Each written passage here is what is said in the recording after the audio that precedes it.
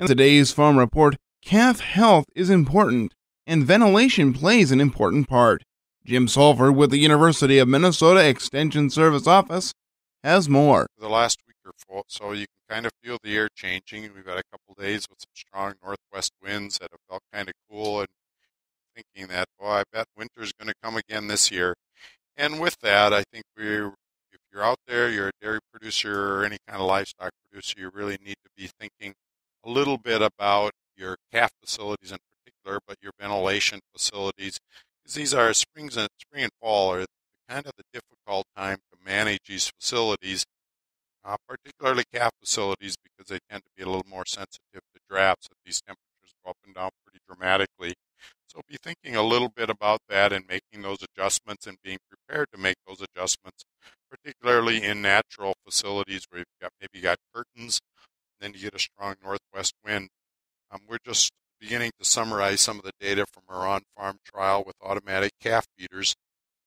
And one of the items that we ended up where calves maybe didn't have quite as good health scores, or the facilities where calves didn't quite have good health scores, was actually more of a drafty environment, so a little too much air movement in these facilities.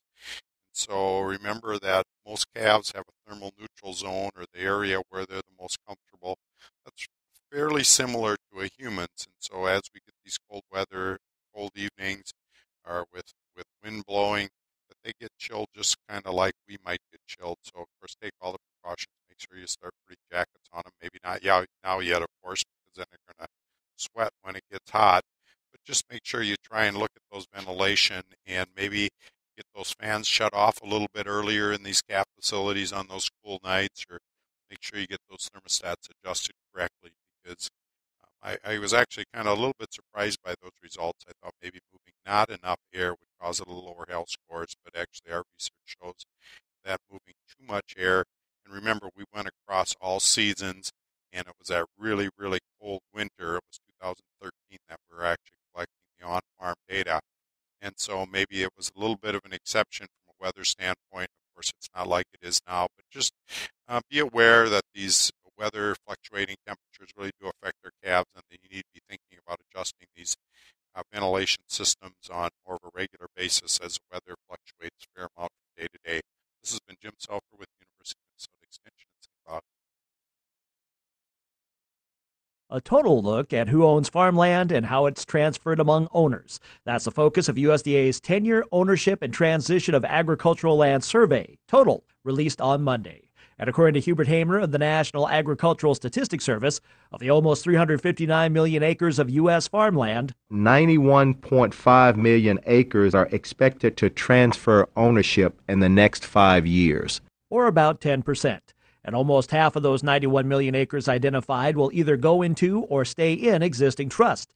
As far as the total landowner ownership arrangements, comparing those landlords who farm the land with non-operator landlords, there were 2.13 million landlord ownership arrangements. 87% were non-farm operator landlords who own 80% of rented land, and 13% were farm operator landlords who own 20% of rented land. I'm Rod Bain reporting for the U.S. Department of Agriculture in Washington, D.C.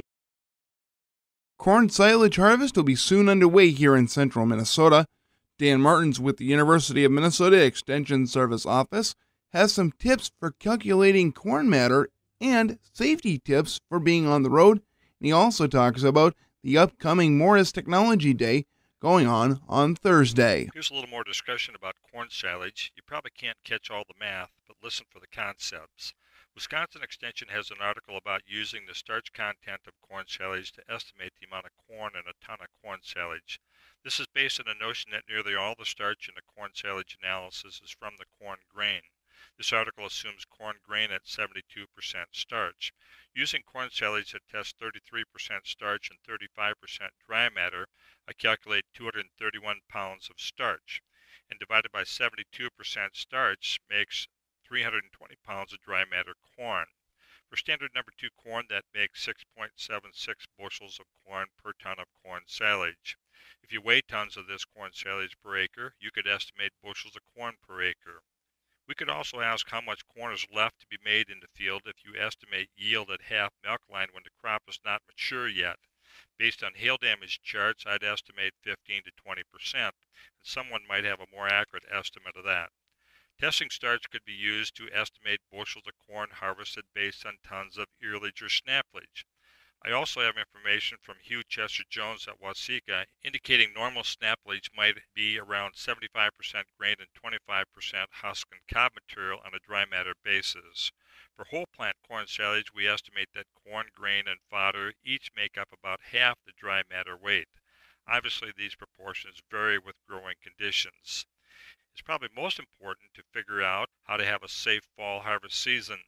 Remember, it's easy to lose control of heavy loads behind tractors and pickups, especially on slopes and curves and with swaying trailers. Do wagons need some maintenance? Be careful about left-hand turns. Other drivers need to anticipate where farm equipment might be making left-hand turns before passing.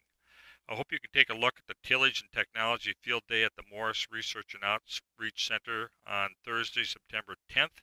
I'd bet $1 to a donut you'll find it useful.